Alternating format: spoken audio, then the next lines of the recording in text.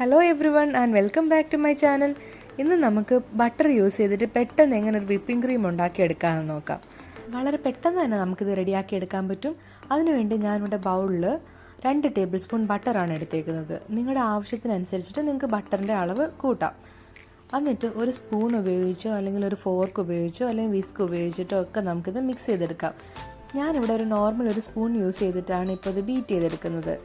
അങ്ങനെ നല്ലതുപോലെ ഒന്ന് ബീറ്റ് ചെയ്ത് കൊടുക്കണം. ബീറ്റ് ചെയ്തിട്ട് ഒരു ക്രീമി കൺസിസ്റ്റൻസി ആകുമ്പോൾ പഞ്ചസാര ആഡ് ചെയ്യാം.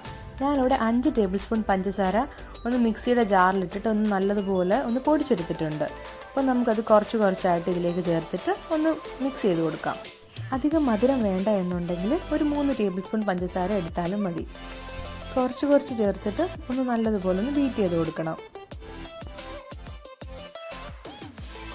പഞ്ചസാര എല്ലാം ബട്ടറിൽ നല്ലതായിട്ടൊന്ന് മെൽറ്റായി കഴിയുമ്പോൾ 1 ടേബിൾ സ്പൂൺ പാല് കൂടി ചേർത്തിട്ട് നല്ലതുപോലെ ബീറ്റ് ചെയ്ത് കൊടുക്കണം. ഒരു 5 മിനിറ്റ് നല്ലതുപോലെ ബീറ്റ് ചെയ്ത് കഴിയുമ്പോൾ നല്ല പെർഫെക്റ്റ് ആയിട്ടുള്ള വിപ്പിംഗ് ക്രീം നമുക്ക് റെഡിയാക്കി എടുക്കാൻ പറ്റും. നിങ്ങൾക്കിപ്പോൾ ഒരു ഫ്ലേവറിന് വേണ്ടി 1 ടീസ്പൂൺ വാനില എസൻസ് കൂടി ആഡ് ചെയ്യാം. അപ്പോൾ നല്ല ടേസ്റ്റി ആയിട്ടുള്ള വിപ്പിംഗ് ക്രീമാണ്. എല്ലാവരും ഇത് ഉറപ്പായിട്ടൊന്ന് ട്രൈ ചെയ്ത് നോക്കണം.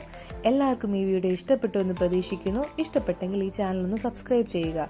അതിന് തൊട്ടടുത്തുള്ള ബെല്ലൈക്കൺ കൂടി പ്രസ് ചെയ്യുകയാണെങ്കിൽ ഞാൻ എപ്പം വീഡിയോസ് ഇടുമ്പോഴും നോട്ടിഫിക്കേഷനായിട്ട് വരും. Thank you for watching.